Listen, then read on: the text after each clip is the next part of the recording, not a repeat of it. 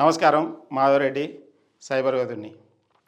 So మనము గత వారం పరంగా ఈ సైబర్ నేరాలు ఏంటి, ఎలా జరుగుతున్నాయి, వాటిని ఎలా అరికట్టాలని మాట్లాడినాము. అందులో జాబ్ ఫ్రాడ్స్ కావచ్చు, న్యూడ్ కాల్ ట్రాప్ కావచ్చు, మ్యాట్రిమోనీ ఫ్రాడ్స్ కావచ్చు, fake delivery, fake drug parcel దాని గురించి కావచ్చు, లోన్ యాప్స్ గురించి కావచ్చు, ఇన్వెస్ట్మెంట్ ఫ్రాడ్ గురించి కావచ్చు.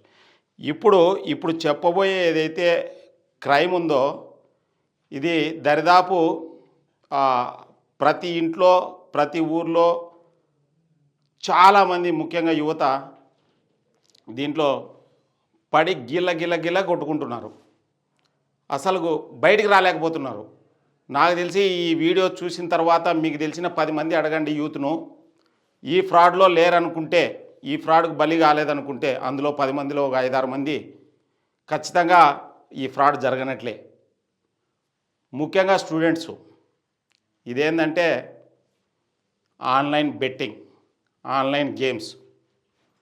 మీకు ఇంకా అర్థం కాలేదా? రీసెంట్గా సిద్దిపేట కలెక్టర్ గన్మెన్ ఒక 80 లక్షలు పోగొట్టుకొని ఒత్తిడి తట్టుకోలేక ఇంట్లో కొద్దిగా భార్యతో తగాదాలు వచ్చి 2 పిల్లలను చంపి తను ఆత్మహత్య చేసుకున్నాడు. సేమ్ అలాంటి కేసే. ఒక ఫ్రెండు, అతని భార్య ఆన్లైన్ గేమ్స్ ఆడింది, కరీంనగర్. అతను డబ్బులు పోగొట్టుకుంది. లాస్ట్కి ఆ అమ్మాయి ఆత్మహత్య చేసుకుంది ఒత్తిడి తట్టుకోలేక. విషయం ఏంటంటే బామర్దులు ఇతని బావు వల్ల చనిపోయినాడని ఇతన్ని జైలు కూడా పంపించినారు. సో ఒక పక్క భార్య పోయింది, డబ్బులు పోయినాయి, మళ్ళీ ఇతను జైలుకి పోయినాడు. దీని పర్యవసానం ఎంతవరకు ఉందంటే మనం మళ్ళీ ఎనికి పోదాం. యాక్చువల్గా నాది అనంతపురం జిల్లా ఎల్లనూరు మండలం వాసాపురము. రాయలసీమలో ముఖ్యంగా అనంతపురం జిల్లా, కర్నూలు, కడప జిల్లా ఈ బార్డర్ తాడపత్రి ఏరియాలో ఒక నేషనల్ గేమ్ ఉంది. ఆ గేమే మటకా. ఎంతవరకు అంటే మటకా తెలియని వాళ్ళు ఉండరు, ఆడని వాళ్ళు ఉండరు, ఆడోళ్ళతో సహా ఆడతారు. ఇక్కడ విషయం ఏంటంటే ఈ మటకా అప్గ్రేడెడ్ వర్షనే ఆన్లైన్ బెట్టింగ్. ఈ మటకా అప్గ్రేడెడ్ వర్షన్ ఆన్లైన్ బెట్టింగ్. నాకు తెలుసు, మా ఊర్లో నాకు సంబంధించిన రక్త సంబంధికులు కూడా డబ్బులు పోగొట్టుకున్నారు, ఇబ్బంది పడినారు, ఫ్యామిలీస్ కొలాప్స్ అని. సో ఇక్కడ మళ్ళీ ఆన్లైన్ బెట్టింగ్కి వచ్చేళ్ళకి ముఖ్యంగా యువత క్రికెట్ బాల్కు బెట్టింగ్ చేసుకుంటున్నారంట. నాకు ఈ మధ్యన మా రిలేటివ్ ఒక అతను హాస్పిటలైజ్ అయితే వెళ్ళాను అన్నట్టు. మా రిలేటివ్ వాళ్ళ అబ్బాయి చెప్తున్నాడు, మా బంధువుల్లోనే ఒక అబ్బాయి దరిదాపు చాలా డబ్బులు పోగొట్టుకున్నాడంట. అదే కాకుండా మా పక్కూర్లో ఒక అతను 90 లక్షలు పోగొట్టుకున్నాడంట. సో నాకు తెలిసి మా బంధువులు కూడా కొంతమంది పోగొట్టుకున్నారు. ఇక్కడ విషయం ఏంటంటే బంధువులు అదే కాదా ఇది అని పక్కన పెడితే ఆన్లైన్ బెట్టింగు డైరెక్ట్ అదే డ్రీమ్ 11 కావచ్చు, ఇంకొక 11 కావచ్చు, 12 కావచ్చు, ఏదైనా కావచ్చు. సో ఏ బెట్టింగ్ అయినా కానీ ఆర్గనైజర్స్కే బెనిఫిట్ పొందుతారు. Simple logic. So online betting గురించి ఏం చేయాలి? మళ్ళీ మీరు లోన్ యాప్లో లోన్ అప్పు తీసుకుంటారు, లేకపోతే ఇంకో రిలేటివ్స్తో అప్పు తీసుకుంటారు, లేకపోతే క్రెడిట్ కార్డులు గీకుతారు. సో ఇవన్నీ పక్కన పెడితే అసలు ఆన్లైన్ బెట్టింగ్ చేయడం అవసరమా? అసలు మిమ్మల్ని మీ తల్లిదండ్రులు ఎందుకు పంపించినారు అక్కడికి? చదువుకోమని పంపించినారు. ఓకే, జాబ్ ఆల్రెడీ చేస్తున్నారంటే ప్రాబ్లం లేదు. బట్ ఎప్పుడైతే ముఖ్యంగా ఈ ఆన్లైన్ బెట్టింగ్ వరకు వచ్చేళ్ళకి మళ్ళీ నాకు ఒక చిన్న విషయం గుర్తుకొచ్చి చెప్తున్నాను. ఒక అతను ఆర్మీలో పనిచేస్తున్నాడు. అసలు డోన్ దగ్గర ఏదో పల్లె, మా ఫ్రెండ్ వాళ్ళ అల్లుడే అవుతాడు అతను దాదాపు ఒక 15 లక్షలు పోగొట్టుకున్నాడు ఆన్లైన్ బెట్టింగ్లో. పోగొట్టుకుంటే ఇట్టనే ఫ్యామిలీతో ఏదో తేడా వచ్చింది. సో ఏదో పెద్దలు పంచాయతీ పెట్టినారు, ఇంక ఇప్పటి నుంచి ఆడని అన్నాడు. మళ్ళా అన్నాడు కుక్కతో ఒక వంకర మాదిరి.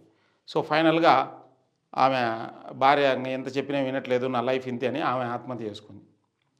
ఇప్పుడు ఇతను ఆర్మీలో పనిచేస్తున్నాడు, ఎక్కడో నార్త్ ఇండియాలో ఆత్మహత్య చేసుకుంటే డెడ్ బాడీని తీసుకొచ్చాడు డోన్లో. లాస్ట్కి ఎంతవరకు అంటే ఆ విలేజ్లో వాళ్ళను కొట్టే పరిస్థితి ఏర్పడింది. ఫైనల్గా ఒక చిన్న పాపను బాబును, చిన్న పిల్లోడు. సో వాళ్ళకు ఏదో ఉన్న ఆస్తి అవి ఇవి రాపించుకొని మళ్ళీ నెక్స్ట్ ఏం చేయాలి. ఇక్కడ విషయం ఏంటంటే దయచేసి మళ్ళా చెప్తున్నాం, ముఖ్యంగా ఏ గేమ్స్ కానీ ఆన్లైన్ గేమ్స్ అవి బెట్టింగ్ కావచ్చు, ఇంకోటి కావచ్చు, ఆన్లైన్ ఏదో కలర్స్ అంట, ప్రిడిక్షన్ ఆఫ్ కలర్స్ అంట, లేకపోతే పబ్జీ అంట, ఇంకొకటి. సో ఇవి ప్రాణాంతకమే కానీ మీకు ఎలా పరిస్థితిలోనూ ఇవి పనికిరావు. ముఖ్యంగా పత్తాలు గుడక, రమ్మీ, ఆన్లైన్ రమ్మీ ఏమొస్తుంది? అరే మీరు ఏదైనా గేమ్ కావాలంటే క్రికెట్ గ్రౌండ్కి పోయి ఆడండి, కొద్దిగా హెల్త్ కూడా బాగుంటుంది, మీకు మంచిది, దేశానికి మంచిది. ఎందుకంటే దృఢమైన శరీరం గల వాళ్ళే దేశాన్ని ముందుకు తీసుకెళ్తారు.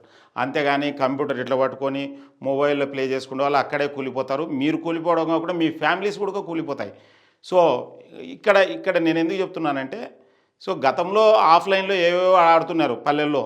ఏవి పత్తాలని, లేకపోతే పులిజూదం అని, లేకపోతే దాన్ని ఏమంటారు చూడి, ఇవి దాన్ని ఏమంటారు మామూలుగా పిచ్చలు, గోళ్ళు ఇట్లాంటివన్నీ ఆడుతున్నారు. ఓకే, ఈ అప్గ్రేడెడ్ వర్షన్ ఆన్లైన్కి వచ్చినాయి.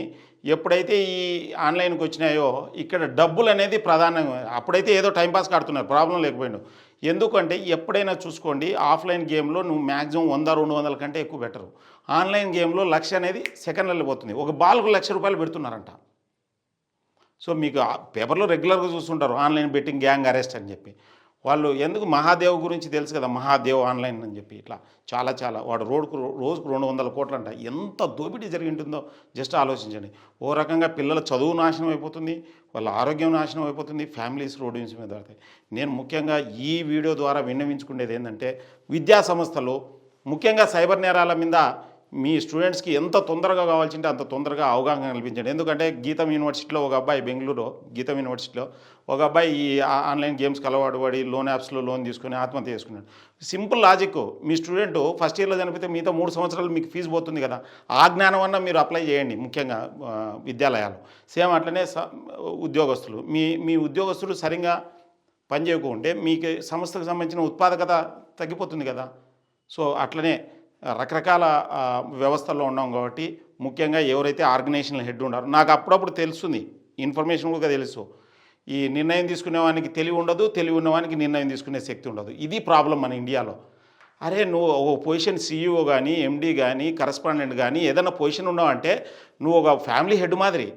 నువ్వు ఖచ్చితంగా నువ్వు తీసుకునే నిర్ణయము, నువ్వు తీసుకునే ఏదైతే ఉంటుందో ఈ సైబర్ నేరాల మీద ప్రాపర్గా అవగాహన కల్పిస్తే మీ స్టాఫ్ బాగుపడుతుంది, మీ స్టూడెంట్స్ బాగుపడతారు, మీ వినియోగదారులు కూడా. ఎందుకు వినియోగదారులు అనుకుంటున్నానంటే, జస్ట్ సింపుల్గా ఒక చిన్న ఎగ్జాంపుల్ చెప్తా చూడు. ఒక ఆర్మీ ఆఫీసర్ 1.1 crore నష్టపోయినా అని ప్రీవియస్ వీడియోలో చెప్పినాం కదా. సో లెటర్ సపోజ్ అతను ఒక బిల్డర్కి ఒక వినియోగదారుడు కాబోతున్న వినియోగదారుడు అనుకోండి. సో అతను ఆల్రెడీ బిల్డరు అతన్ని తీసుకురావడానికి ఆల్రెడీ ఒక 20,000, 30,000, ₹1,00,000 ఖర్చు పెట్టింటాడు. యాడ్ రూపంలోనో లేకపోతే ఇంటరాక్షన్ రూపంలోనో ఏదో రూపంలో ఖర్చు పెట్టింటాడు. ఇప్పుడు అతను ఆత్మహత్య చేసుకుంటే బిల్డర్కి అయితే ఒక కస్టమర్ మిస్ అవుతుంది కదా.